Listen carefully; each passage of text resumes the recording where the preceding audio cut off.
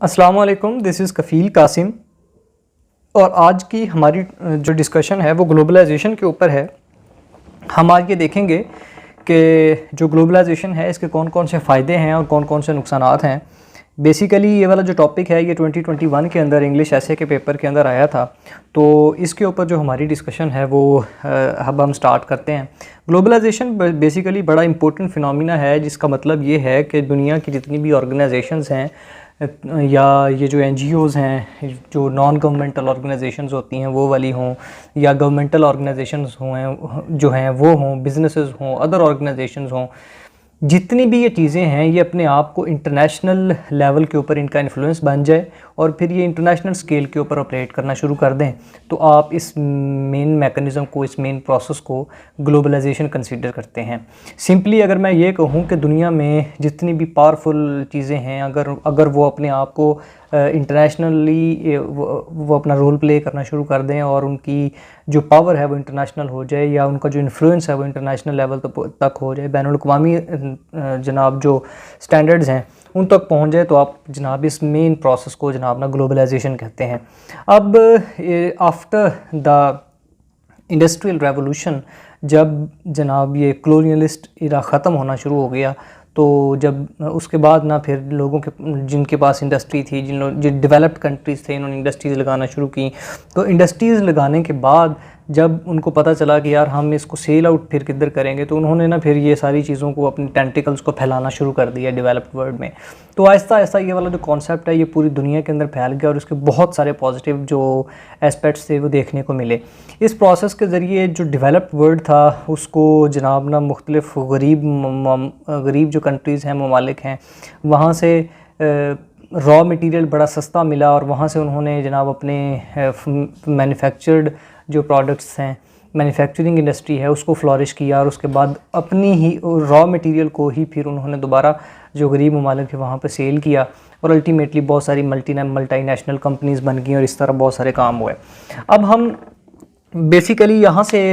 हमारी जो डिस्कशन, सबसे पहले इसके पॉजिटिव एस्पेक्ट्स के ऊपर हम देखते हैं कि ग्लोबलाइजेशन की वजह से कौन कौन से ऐसे काम हुए जिसकी वजह से हम ग्लोबलाइजेशन से जान नहीं छुड़वा सकते। बेसिकली ग्लोबलाइजेशन के बारे में कहा भी यही जाता है कि ये जो ग्लोबलाइजेशन है ये एक बड़ी ख़तरनाक किस्म की गोली है जो कि अब खानी ही खानी है। अब ये जनाब ना मजबूरी बन चुकी है, इसके अलावा अब इसका जनाब ना कोई हल नहीं रहा। सो अगर हम इसका सबसे पहला और इम्पोर्टेंट जनाब एस्पेक्ट देखें तो हमें नज़र आता है जो ग्लोबलाइजेशन है इसकी वजह से जो टेक्नोलॉजिकल रेवोल्यूशन आया है पूरी दुनिया के अंदर वो बड़ा इम्पोर्टेंट है। पूरी दुनिया में जो टेक्नोलॉजिकल रेवोल्यूशन है, टेक्नोलॉजिकल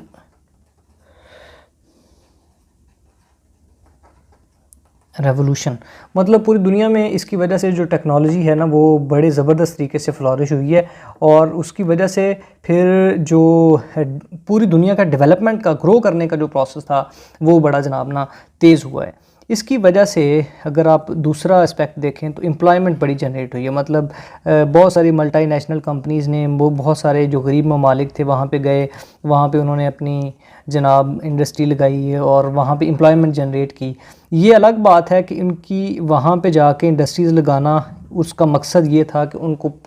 जो पुअर वेजेस पे और लो वेजेस के ऊपर लेबर मिलेगी और उनके वो रिसोर्सेज को एक्सप्लॉइट कर सकेंगे। लेकिन फिर भी किसी न किसी हद तक जो पुअर कंट्रीज़ हैं वहाँ पर एम्प्लॉयमेंट जनरेट हुई और अल्टीमेटली उनको काफ़ी हद तक फ़ायदा हुआ। ग्लोबलाइजेशन के बहुत सारे दूसरे फ़वाइद में से एक फ़ायदा ये भी है कि जो ट्रेड बैरियर्स थे उसकी वजह से जनाब ना बहुत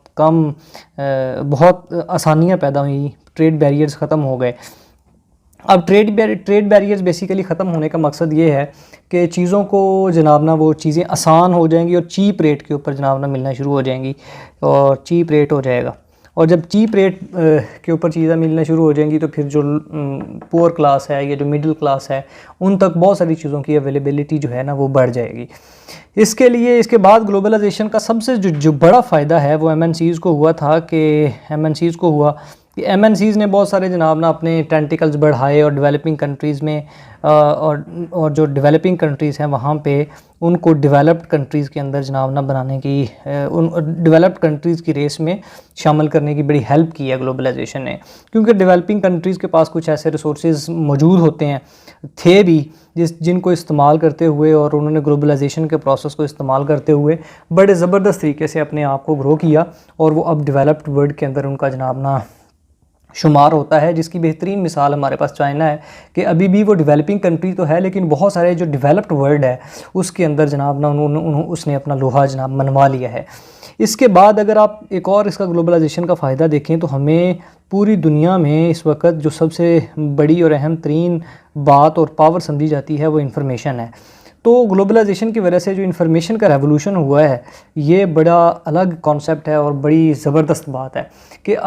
हर चीज़ दुनिया की सिर्फ इंटरनेट की वजह से या टेक्नोलॉजिकल रेवोल्यूशन की वजह से या जनाब अली ये कम्युनिकेशन के जो रिसोर्सेज हैं इनके ये बड़े तेज़ और क्विक और स्पीडी होने की वजह से हर किस्म की इन्फॉर्मेशन लोगों के पास है, जस्ट अ क्लिक अवे है। तो ग्लोबलाइजेशन के प्रोसेस की वजह से ही जो इन्फॉर्मेशन है वो लोगों के पास इतनी ज़्यादा जनाब ना इजी एक्सेस के तौर पर मौजूद है। इसके बाद अगर हम देखें तो ग्लोबलाइजेशन की वजह से पूरी दुनिया में, क्योंकि डेवलपिंग कंट्रीज़ में भी ये काम हुआ, फिर ट्रेड बैरियर्स भी हुए ख़त्म और एम्प्लॉयमेंट भी जनरेट हुई, तो ग्लोबलाइजेशन की वजह से दुनिया में ओवरऑल जनाब पॉवर्टी रिडक्शन जनाब ना काफ़ी हद तक देखने को हुई है। ये अलग बात है कि बहुत सारी दूसरी कंट्रीज़ को इसका नुकसान भी हुआ, मगर ओवरऑल ग्लोबलाइजेशन की वजह से जब MNCs ने जाके किसी जगह के ऊपर अपनी कंपनीज़ अपनी शाखों को लगाया, अपनी फैक्ट्रीज़ को लगाया, बेशक उन्होंने किसी भी उनका पर्पज़ था, लेकिन ओवरऑल जो पॉवर्टी है पूरी दुनिया की ग्लोबल पॉवर्टी इंडेक्स जो है वो किसी हद तक जनाब नीचे आया, किसी हद तक नीचे आया। और जो अनएम्प्लॉयमेंट रेट थी, अनएम्प्लॉयमेंट जो रेट है वो भी, उसमें भी कमी देखने को जनाब ना मिलती है हमें, क्योंकि ये जो मल्टीनेशनल कंपनीज़ होती हैं ये बहुत सारे अवाम को, millions of people all over the world उनको जॉब प्रोवाइड करती हैं और इसकी वजह से जनाब ना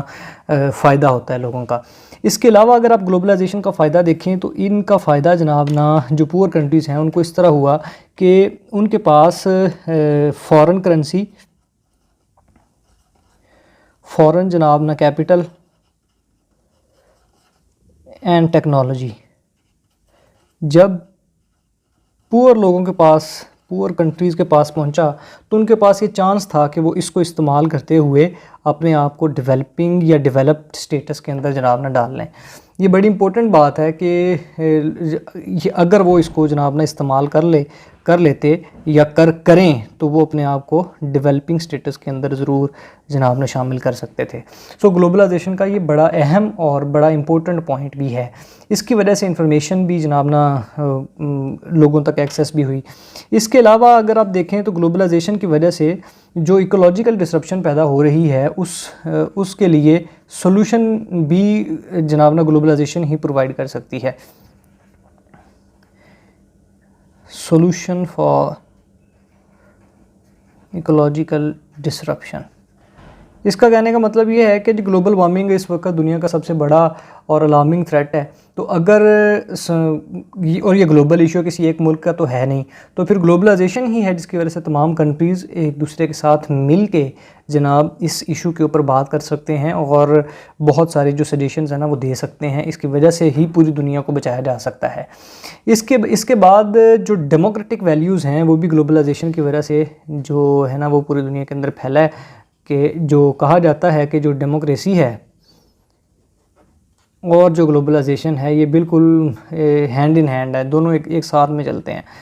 किसी भी ऐसी जगह के ऊपर जनाब ना जहाँ पे डेमोक्रेसी होगी वहाँ पे ग्लोबलाइजेशन, फ्री ट्रेड और जनाब ना फ्रीडम की बात जनाब ना काफ़ी हद तक होगी। तो डेमोक्रेसी और डेमोक्रेटिक वैल्यूज़ भी ग्लोबलाइजेशन के साथ काफ़ी हद तक लिंक्ड है और पूरी दुनिया में लोगों ने इस आइडिया को, इस कॉन्सेप्ट को काफ़ी हद तक सराहा भी है और इसकी वजह से जो पॉलिटिकल एजेंडाज़ हैं वो भी काफ़ी हद तक जनाब ना मर्ज हुए हैं। इसके बाद हमारी कॉन्स के ऊपर डिस्कशन है।